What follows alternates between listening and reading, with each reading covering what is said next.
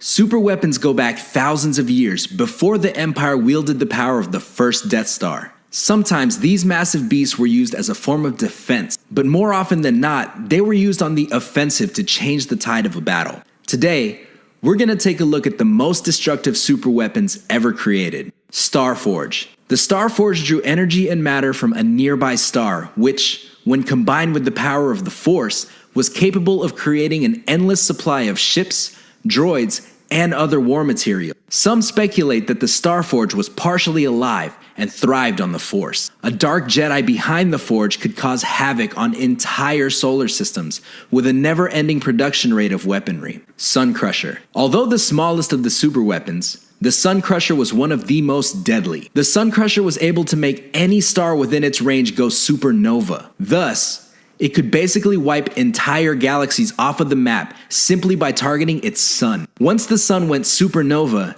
everything around it died too. The Sun Crusher was a nearly indestructible craft that was no larger than a starfighter, but was capable of unleashing destruction on a magnitude that dwarfed even the Death Star's capabilities. Unlike the Death Star, which destroyed individual planets, the Sun Crusher could destroy an entire star system by causing its target star to turn into a supernova. The Sun Crusher was also indestructible and could be used to ram and rip through much larger ships. Eclipse-class Super Star Destroyer.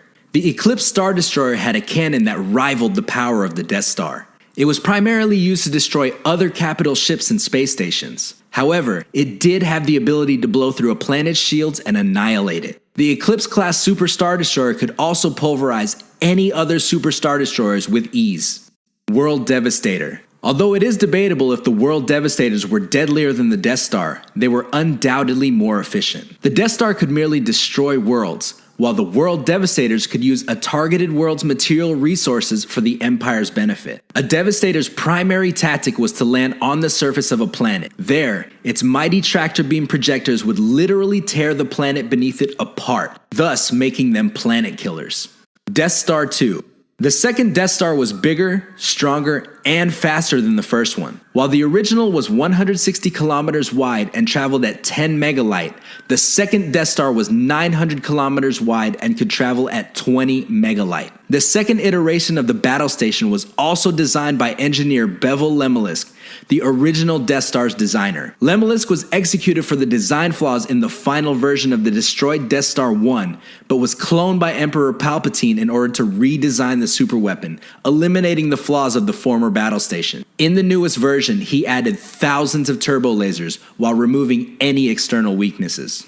Starkiller Base. Starkiller Base was a mobile ice planet located in the unknown regions that served as a stronghold of the First Order 30 years after the Battle of Endor. Commanded by an unofficial triumvirate of General Armitage Hux, Kylo Ren, and Captain Phasma, it was armed with a superweapon capable of destroying entire star systems halfway across the galaxy. The First Order viewed this ability as an evolution of the planet-destroying capabilities of the Galactic Empire's Death Star designs, with the weapon serving as the ultimate culmination of old Empire research into dark energy translations and hyperspace tunneling. Galaxy Gun.